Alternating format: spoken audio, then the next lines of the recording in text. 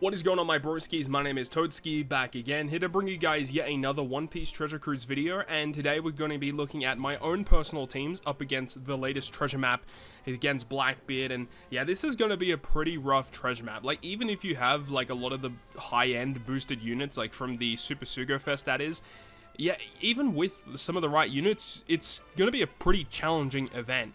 They really want you to use, you know, the 6+ Luffy, and then the Robin and the Jinbei and stuff, but I mean, like, people aren't just going to be pulling for those types of units, you know, and it's crazy, man. So anyways, I'll go through my own personal teams. If you guys want to see some other teams that I built, there is the treasure map preparation video that came out a day or two ago, so make sure to go ahead and check that out if you wanted to see some more additional teams. But without further ado, let's just go ahead and jump into it with my own personal teams against the treasure map.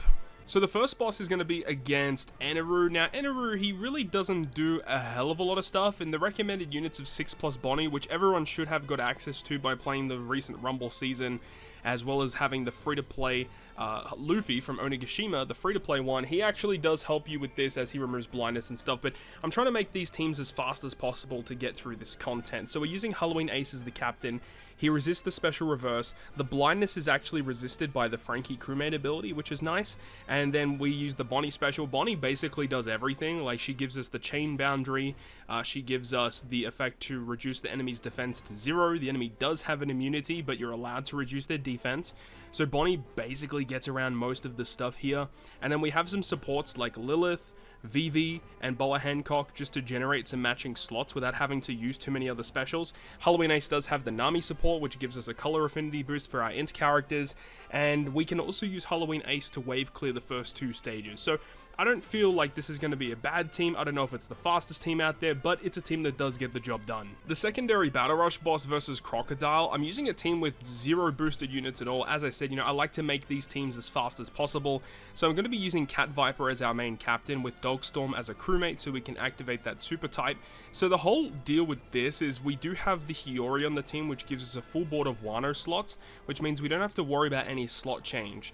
Because on the first turn we can use Tesoro to wave clear the first boss. We could also use Zoro, but Zoro having that support of Koshiro is actually pretty important. So ideally we use Tesoro to clear the first stage. We would use the super type of Cat Viper to wave clear the second stage, as there's usually no turtles on stage 2, usually just some generic mob units which the super type should be able to wave clear. And then when we reach the final stage, we're going to have the full board of Wano slots still. We would go ahead and use Zoro's special to do a bunch of damage to the enemy, and we don't know for sure, but the enemy gimmicks kind of make it feel like there's going to be some mob characters, some ads that are surrounding the main boss. So I feel like Zoro is going to be good here to just do like a bunch of damage to the opponent, plus having that support to remove the enemy's resilience is going to be pretty clutch. And there is going to be a bunch of defensive effects with Rainbow Shield, Threshold, Barrier, but using Cat Viper as our captain means that we can just bypass that. Anytime you activate a damage dealing special, or the first time you activate a damage dealing special, they do paralyze you for 1 turn, which is why I have the support of Izo and Okiku attached to Hiyori. So it's a pretty weird team. I think it should be okay. I don't know what the best course of action is to go against this, as they do recommend you to use the dual unit of Kid and Killer for this quest, but again, that's a unit that not a lot of people are just going to have. So this is the team that I've come up with. We'll see how it performs in the event. So moving on to the third Battle Rush against Katakuri, I am opting to use Shanks' crew as the main captain here. This quest, they want you to go ahead and use the Anniversary Shanks as your captain, but because I want to use him for another team later on for more points, I'm opting to use a little bit of a different team this time around. So ideally we would go ahead and have Shanks' crew and then just use the super switch effect on the final boss stage to generate the attack boost for the crew, which would be really nice. Now there is Special Bind, which is why Shanks' crew is pretty good for this, and then Shanks' crew special does give a very good chain lock that can get around that chain attack down that's inflicted to the crew. The only real thing that we can't get around is the effect of the 3-turn good barrier. So we are going to have to just perform some normal taps in order to break through that. But our damage is not really going to be hindered that much because of the significant chain lock that Shanks gives to the crew. And then also because Shanks' crew's chain lock, it lasts for so many turns that it will bypass the Intimidate that the opponent has. And then also because of the switch effect, it also will allow us to get around the Interrupt that also occurs here as well. So Shanks' crew just feels pretty solid. Now, as for the rest of the characters here, we've got the Lucci because we just have a high boosted unit here, and, you know, we don't really have any other teams to really put it on, so I decided to put Lucci on this team.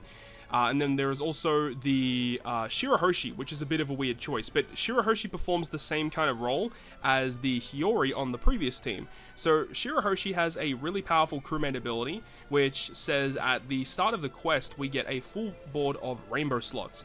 Now, this means that we can go ahead and use wave clearing with Vista, and Vista wave clears the first 2 stages, we keep the full board of rainbow slots for the final stage, and then the slot attack down that does occur with Katakuri, so he reduces damage taken when you attack with a strength, dex, quick, int, or recovery slot. So you're allowed to use psi slots, you can use tandem, you can use Wano, you can use rainbow, it just can't be a strength, dex, quick, int, or recovery slot.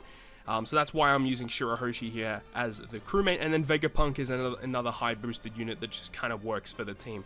A bit of a weird squad, I'll say, a bit of a weird one, but I think it should be okay getting through this content. We have a look at the final Battle Rush boss, which is against Don Quixote Doflamingo, and for this squad, they want you to go ahead and use the Int Anniversary Luffy. That's the most ideal unit to use here, as that's what they're recommending. So on this content, you get a health cut by 50% as soon as you enter the last stage, and then they do inflict you with a pain debuff, meaning anytime you launch a special, you take 20,000 damage. So with a 50% health cut and then every special taking 20,000 damage away from your team, means you can't launch many specials against this content. Now, there is a full board of block slots, there is the attack down, 3 turns of attack down, which is why we have the support of Whitey Bay attached to Blackbeard to remove 1 turn, and then we have the Pedro attached to Brook to remove 2 turns of attack down, meaning that the supports just kind of deal with that. There is bind on our left side of the crew, but that's not going to be a problem because Luffy special will remove that. Now, another thing is that if you activate an orb change, then the enemy does give you block slots, but I believe with Luffy special that the enemy giving you block slots actually doesn't work due to the way that Luffy special kind of works. Even if we have to use a secondary special, I'm pretty sure we will have enough HP to use a secondary special, so we could just use Luffy again. But we do have the support of Trafalgar Law on Luffy, meaning when Luffy launches the special, our int characters receive an orb boost, so Luffy grants a massive attack boost, the support gives a really good orb boost. If we do have the available HP, we can use the EX Super to give us potentially a color affinity boost as well. Another thing is that we do have Brook. Brook is here because he can wave clear the first 2 stages with double special activation, but then Zora and Nami are just kind of here because they're just high boosted units that I could fit on my team. Alright, so now we can go ahead and have a look at the final boss. So with this squad, we're going to be using the 6+ Luffy as our friend captain, and of course, luckily I was able to pull the Luffy himself from the Sugo Fest, so luckily I will have Luffy as a character on my crew to give me a pretty decent amount of points. But in terms of getting around the content on stage 2, because of the heavy special reverse that is occurring here, Ace as a captain just kind of resists that, which is really, really good. There is going to be 1 hit of hunger, which Shanks with his potential ability can remove. There is going to be 6 turns of attack down inflicted to the crew as well. So ideally what we would do is we could go ahead and use either the Roger special or we can use the Karina special. Both of those will remove up to 6 turns of attack down. And then there is tandem slots, so ideally you would use one of the Luffy specials. I'm going to be using a Luffy special on this stage to get a full board of tandem slots and the attack boost, and then just go ahead and move on from that point onwards. Now, the reason why you want to use Luffy in this quest is because when you actually move into the last stage, for 5 turns, they're going to make all of your type slots, recovery, tandem, and Wano slots have a lowered multiplier. But if you use Luffy special before you move into the final stage, Luffy does grant an effect where it actually changes the multiplier of tandem slots for 2 turns, right here at the bottom, where it says changes crew's attack multiplier of tandem slots to 2.75 when they match, and that does last for 2 turns, meaning that the turn you kill stage 2, and then the preemptive attack means that it will block that effect. So using Luffy on stage 2 is very important right before you move into that final stage. Now, there is resilience, which is why we have the Eneru support attached to Nami and Karina, which basically says that it cuts your health by 20%, but it does a 5% health cut at the end of the turn for 1 turn when you reach the final stage. So meaning as soon as we enter the last stage, Eneru's support will activate, meaning that we will do end of turn damage, which is really, really good.